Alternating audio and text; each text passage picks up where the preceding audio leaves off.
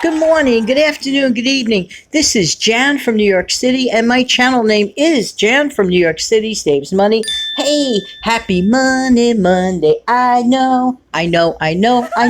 Anyway, hope that you're having a wonderful morning. I hope that's bright and beautiful. And even if the weather's not so great, it can be a beautiful day because you're going to make it a beautiful day. Am I right or am I right? Hey, go grab yourself a tall one or a cup of tea. I'm having my cup of joe with me right now.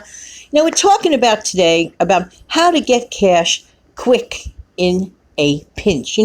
This can happen to anybody at any time. It's the kind of thing all of us would like to avoid happening. But hey, sometimes emergencies happen and life happens and you just don't have the funds. Hey, 2020, need I say more? That's all I have to say on that matter. But there are a couple of resources that you may have available to you and you don't even realize it. And I'm going to mention a couple of things that actually you may have. How many of you have a whole bunch of gift cards somewhere in a gift card drawer? And you're like, okay, what does that have to do with the price of fish? Well, actually, a lot. Because some of the gift cards you can check over with a website called Card Cash. And basically, what Card Cash does is they buy unwanted gift cards for less than the value, of course, and they resell them at a discount to somebody else. Let's say there may be a savvy shopper. So you may have literally cash value sitting in your drawer that you're not tapping into, and when you're in need, you know what I'm saying? You have to roll with the punches. So if you're fortunate enough to have a few of those laying around that you forgot about, it wouldn't hurt taking an exploration trip around your home or apartment for those gift cards that you had planned to use for, as they always say, well, one day when you have the time. So that's something really, really good to look into. You know what I'm saying? And speaking of gift cards, are you aware of the fact that you could actually add a gift card to PayPal wallet? Yes, okay, but you need a desktop computer to work with. I don't think they do this by regular phone. You have to check this out on a desktop computer type thing, and you go into the link, and then it'll walk you through of how to transfer the funds over from that gift card into your PayPal account. Like I said, you might have the resource right under your nose. And we could go the more traditional route and the tried and true situations. Look around your home or apartment. Sell something that's just sitting there collecting dust. And actually, this goes for anyone who's trying to build an emergency fund.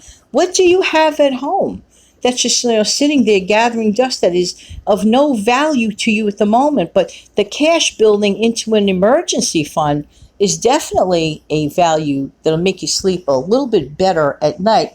So thoughts to consider. And of course, there's always good old-fashioned go to the pawn shop, PAWN shop. If you have, again, something that is considered of value that you're okay with parting company with, at least for a short time, okay, and work out an arrangement or whatever, or end up selling.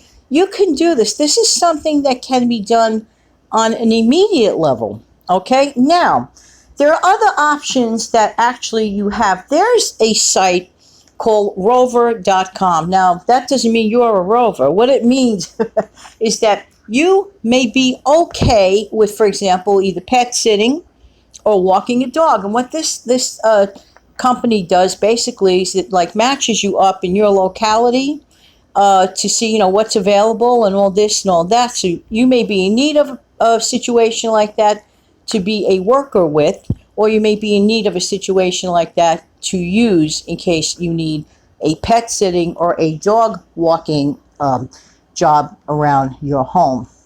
So those are a few choices. The other ones, of course, are a little more traditional.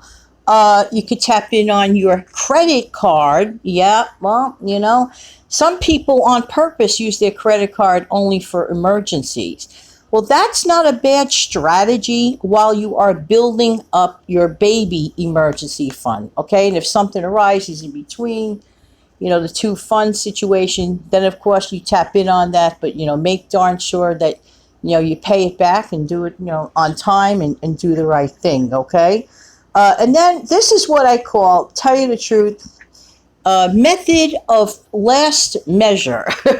Nobody wants to really tap on a friend, dear friend, or a family member, but it may be at the moment of time a reasonable thing to do, to tap on a friend or family member's shoulder for a loan of some sort. But you have to honor the loan, and you have to show that person that you have a method of paying it back and work out a solid payback situation that the person that's lending you the money can bank on. Now, here's the thing. Okay, so these things happen. Nobody's a bad person, and these are options. Okay, but this is why I don't like for example, during the month. Now, there's been videos that I've made about the 2 times in a month that some people have.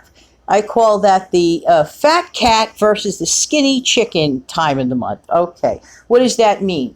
That means, for example, let's say a person gets their, let's say they're on a fixed income, and they get their monthly check on the 1st of the month. Okay, those are fat cat times. Times seem better, everything, the money's flowing, and there's a little bit of not too much concern or a little bit of irresponsibility, or a budget for the month has not been planned. And then all of a sudden, within 10 to 15 days, that same person is experiencing, during the same calendar month, a skinny chicken time in a month where everything is a disaster, and you really like cutting corners to the last shred.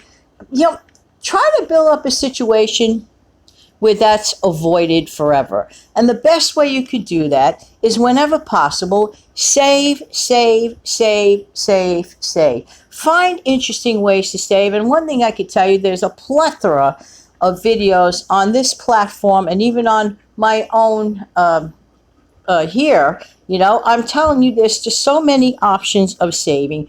You just have to want to do it. You just have to make up your mind, okay? So when you're in a non-emergent time, that's the time to take action. All right, taking emergency action is like putting a Band-Aid on the rowboat, literally. So instead of just, constantly putting Band-Aids on rowboats, make a solid plan. And it may take a little time, and that's perfectly okay, because it's time well spent. But in the meantime, you do have those other options, and you may have those resources right under your nose. And in the meantime, this has been Jan from New York City. Thank you so much for listening. Why? Because I really do appreciate whose time? Your time. I'm going to end this up with a little bit of music. Have a wonderful day, everybody. I'll be back tomorrow with a Practical Tuesday video. So stay tuned for that. Don't forget to come back tomorrow. Have a great day.